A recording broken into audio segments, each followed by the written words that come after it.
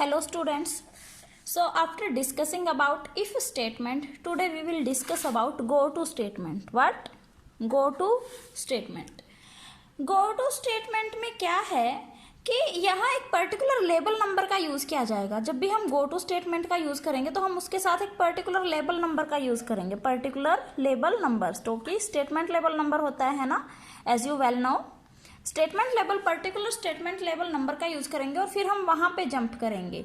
जैसे कि हम क्या कर रहे हैं, एकदम से कुछ अपने प्रोग्राम को एग्जीक्यूट करते जा रहे हैं, कंपाइलर कंपाइल करता जा रहा है, फिर उसको क्या मिला, गो टू स्टेटमेंट मिली. गो टू स्टेटमेंट में लिखा आया 10, गो टू 10, 20, कुछ भी स्टेटमेंट लेबल नंबर लिखा आया, तो फिर वो बीच की कोई भी इंस्ट्रक्शन को एग्जीक्यूट नहीं करेगा और सीधा ढूंढेगा इधर की 10 का है, 10 का है, 10 का है. 10 अगर यहाँ है तो यहाँ जंप कर जाएगा और तुम्हारे प्रोग्राम को फर्दर यहाँ सेव करना स्टार्ट कर देगा, बीच की स्टेटमेंट्स इग्नोर कर देगा. उसके बाद जब गो टू स्टेटमेंट तुम्हारी खत्म होती है तो कंट्रोल फिर से यहाँ जाता है, अदरवाइज नहीं जाएगा. ठीक है. उसके बाद ये तो तक क्या था, जब तुम्हारा देखो लेबल नंबर तुम्हारा गो टू स्टेटमेंट के नीचे है प्रोग्राम में, तो ये जो जंपिंग है ये कौन सी जंपिंग हुई, फॉरवर्ड. कौन सी जंपिंग हुई है, फॉरवर्ड जंपिंग. लेकिन अगर ये लेबल नंबर ये जो 10 है ये ऊपर है प्रोग्राम में, ऊपर है सेट ऑफ इंस्ट्रक्शंस के ऊपर है, गो टू स्टेटमेंट के ऊपर है, तो फिर क्या होगा, ये देखो ये यहाँ पे आया गो टू 10, ये आगे जाने के बजाय अब ये 10 को ढूंढेगा, 10 इसको ऊपर मिला तो यहाँ से प्रोग्राम को एग्जीक्यूट करना स्टार्ट कर देगा. फिर से वो जो स्टेटमेंट्स को एग्जीक्यूट करता आया था उनको फिर से रिपीटेशन में एग्जीक्यूट करेगा. तो ये क्या है तुम्हारी बैकवर्ड जंपिंग.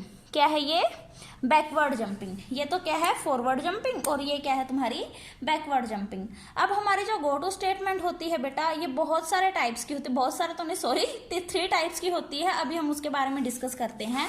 एक तो होती है firstly unconditional go to. Unconditional go to statement. Unconditional go to statement में क्या है कि हम कहीं भी जंप कर सकते हैं whole over the program without applying any condition.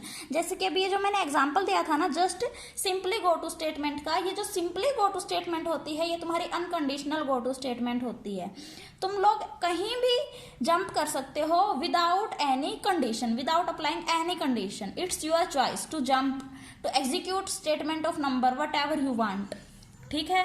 अब उसके बाद इसका सिंटेक्स क्या है, गो टू, और ये क्या लिखा मैंने, S, statement label number, go to S, इसको एस एल लिख लो, go to S L. S L क्या है तुम्हारा, स्टेटमेंट लेबल नंबर. ये क्या है तुम्हारा अनकंडीशनल गो टू स्टेटमेंट का सिंटेक्स है. इसके अंदर फिर से हम लोग यही बात बोल लेंगे कि अगर ये जो स्टेटमेंट लेबल नंबर है ये बिलो गो टू स्टेटमेंट है तो ये जंपिंग जो होगी ये होगी फॉरवर्ड जंपिंग, और अगर ये जो स्टेटमेंट लेबल नंबर है ये अबोव गो टू स्टेटमेंट है तो ये जो जंपिंग होगी ये होगी तुम्हारी बैकवर्ड जंपिंग.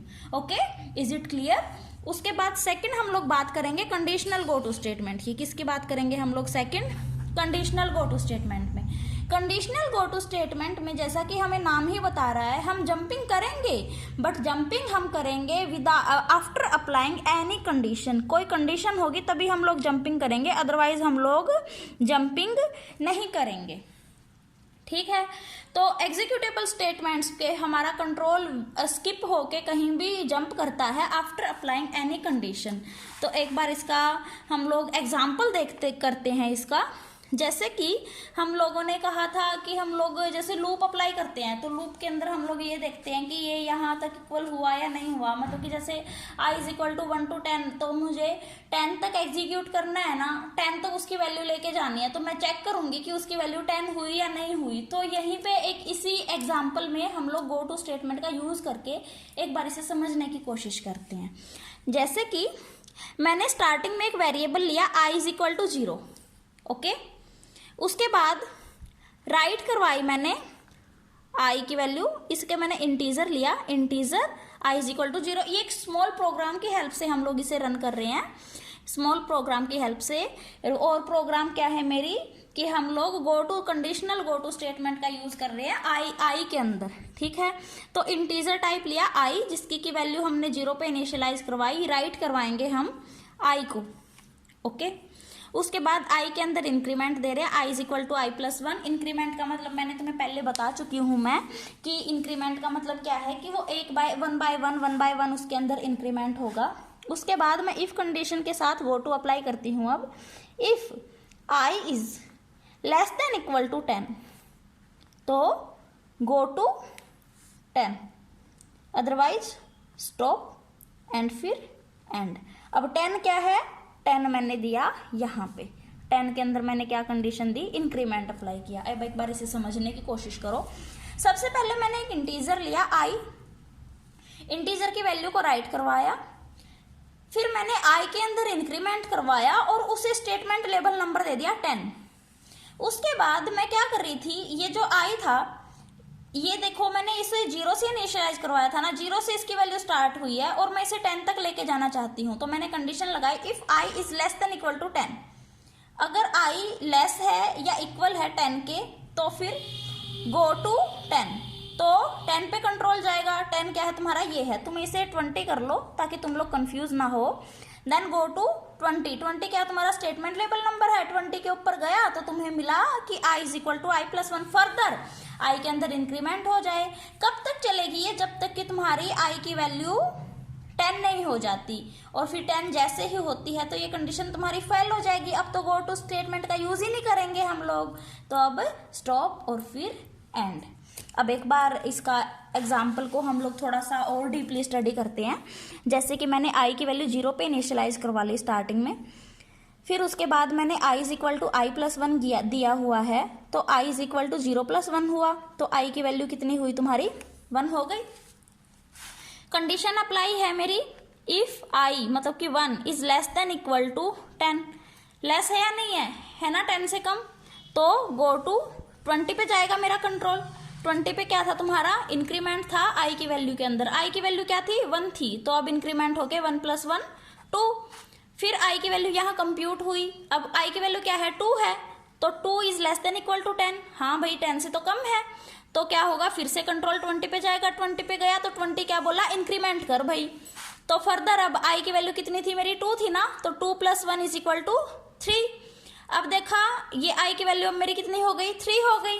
फिर से यहाँ कंट्रोल आया, इसने देखा 3 is less than equal to 10, 3 भी भाई 10 से कम है, तो कंट्रोल फिर से तुम्हारा 20 पे गया। 20 बोला फिर से इंक्रीमेंट कर, 20 ने फिर से इंक्रीमेंट किया, तो 20 के पास अभी i की वैल्यू गई थी 3, फिर इंक्रीमेंट करने के बाद 3+1 इज इक्वल टू 4। तो इसी टाइप से फर्दर इंक्रीमेंट करके हम लोग अपनी कंडीशन को एग्जीक्यूट कर देंगे, और ये कंट्रोल तब तक रिपीट होगा जब तक कि तुम्हारी i की वैल्यू 10 नहीं हो जाती। Is it clear? अगर कोई डाउट होगा तो अभी हम लोग थोड़ी देर में जब क्लास करेंगे तब डिस्कस कर लेंगे। इसके बाद हमारी नेक्स्ट आती है last one, computed go to statement. क्या है, computed go to statement. Computed go to statement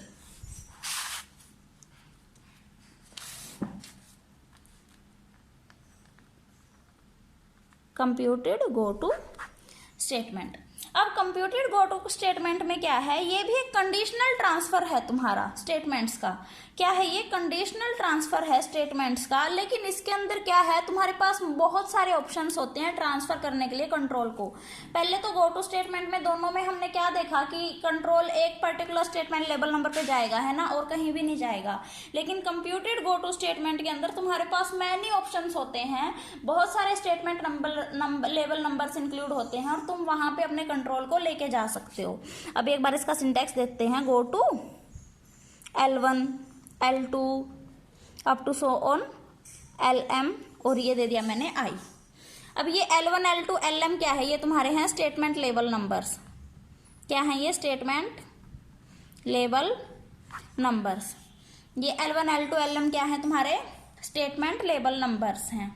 तो अब तुम्हारा गो टू स्टेटमेंट का कब एग्जीक्यूशन होगा, जब भी तुम गो टू स्टेटमेंट को एग्जीक्यूट करोगे तो यहाँ पे जो i की वैल्यू होगी, यहाँ जो i की वैल्यू होगी उसके ऊपर डिपेंड करेगा कि तुम्हारा कंट्रोल कौन सी के ऊपर जाता है, स्टेटमेंट लेवल नंबर पे। अगर तुम्हारी i की वैल्यू 1 है तो स्टेटमेंट लेवल नंबर जो 1 होगा उस पर तुम्हारा कंट्रोल जाएगा। i की वैल्यू 2 है तो सेकंड स्टेटमेंट लेवल नंबर 2 पे जाएगा तुम्हारा कंट्रोल। m है तो mth स्टेटमेंट लेवल नंबर पे तुम्हारा कंट्रोल जाएगा गो टू स्टेटमेंट का। तो it will depend upon the value of i कि तुम्हारा स्टेटमेंट लेवल नंबर, मतलब कि तुम्हारा प्रोग्राम का जो वो था एग्जीक्यूशन करने का कंट्रोल था, वो कहाँ जा रहा है और कहाँ नहीं जा रहा। तो ये थे तुम्हारे 3 types of go to statement. ये कुछ खास नहीं है, मतलब हम लोग इसका कहीं नहीं यूज़ करते, तो जस्ट इतनी ही करनी पड़ेगी, हमें करनी पड़ेगी। क्या और भी तुम लोग कर सकते हो, इट्स योर चॉइस, अगर कहोगे तो मैं करवा भी दूंगी, बट अभी फिलहाल हमारे लिए बस इतनी ही सुटेबल होगी। हमें पता होना चाहिए कि ये क्या होती है। अगर तुम्हें फिर भी फर्दर इसका प्रैक्टिकल करके देखना है बेटा, तो जब हमारी लैब लगेगी उसी के अंदर कंप्यूटर पे ही मैं तुम्हें यूज करके दिखाऊंगी। Go to statement, computed go to statement तुम्हारी ऐसी ऐसी होती है ना। तो इसीलिए अभी हम लोग यहीं पे क्लास को ख़त्म करते हैं। अगर इसमें कोई भी डाउट होगा तो अभी जब हमारी क्लास होगी हम उसमें डिस्कस कर लेंगे। Okay, thank you.